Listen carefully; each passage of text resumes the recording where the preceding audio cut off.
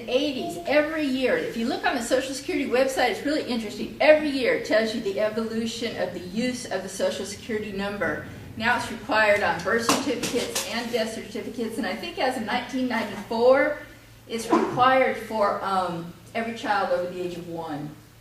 So if you have a baby by the time it's 1 year old, I think they give them out of birth now. Now they do. Yeah, Yes. On that birth certificate, I worked at Blue Cross back in the 60s, and we had a problem with mother going home and leaving the baby. You couldn't separate the bill between the baby and the mother. So we fought to get that Social Security issued at birth. And that's where that basically started. Yeah, so now it's important to get, and that's where you begin to get benefits, because we become, a nation that just gives benefits to everybody. So it's killing us. So that is the current state of things. Now, what's talking about that I can guarantee you is not going to happen. I've heard people say that Arizona is going to change the law. I've heard that senator from Arizona talking about he's going to change the law in Arizona. There is no way one state is going to change the law for itself. This is a federal issue. I can promise you, I can't promise you because this country's so crazy, but I seriously doubt that one state's going to be able to say, no, you're not a citizen, with the rest of the states being able to say something different. And another thing I can almost guarantee you is not going to happen. Babies that are citizens will not be stripped of their citizenship. It's very unfair because you hear people on the left. I was watching YouTube videos about this subject to see what people are saying on the news. And people on the left are saying that the right wants to strip these babies of their citizenship. And that is not true. We don't want to strip them of their citizenship. And the Supreme Court would not allow it to happen anyway, because the Supreme Court said many, many years ago that the most cruel and inhuman thing you can do to a person is take away their citizenship in this country. That leaves them without a country. So that will never happen. Okay, Jim, he was saying that the big issue is, will it take a constitutional amendment or no? The 14th Amendment in the last clause gives Congress the power to act, to do what it takes to enact this amendment. It will not take a constitutional amendment. All it takes is for Congress to make a declaration. That's all it will take. So this can become a really big political platform, which I see happening, in the near future. And it won't take an amendment.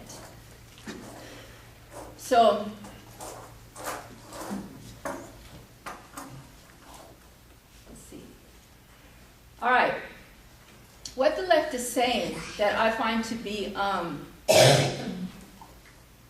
unfair also. I was looking at this YouTube. It was a CNN. I've never watched CNN before. But I was watching a CNN, and they had, up in letters on the screen, they were talking about the 14th Amendment.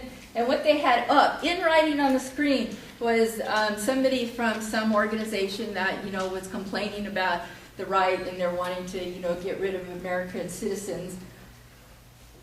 And what it said is, all persons born or naturalized in the United States are citizens of the United States. And it left out that clause that said, and subject to the jurisdiction thereof.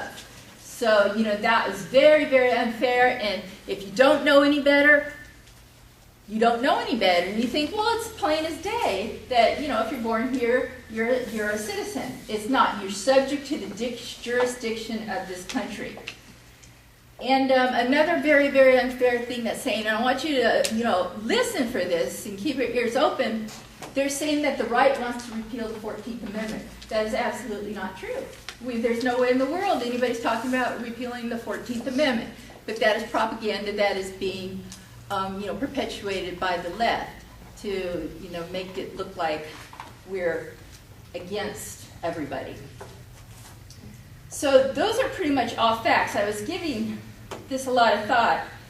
And one of the reasons for giving these babies citizenship, according to our federal government, according to the Democratic Party, is to unify families, to reunify families. And the reason they become anchor babies, or they can, and sponsor other family members, is to unify families, and we're very much into family unification. But I was thinking, if you think about it, this is the absolute worst case scenario. If we have a child born in this country that is subject to the jurisdiction of the United States, and the parents are citizens of another country, and we became this horrible place, we could keep the children and deport the parents. And there would be nothing that anybody could do about it. So, you know, in Hitler's country, they used to take these children and just, you know, put them in schools and indoctrinate them.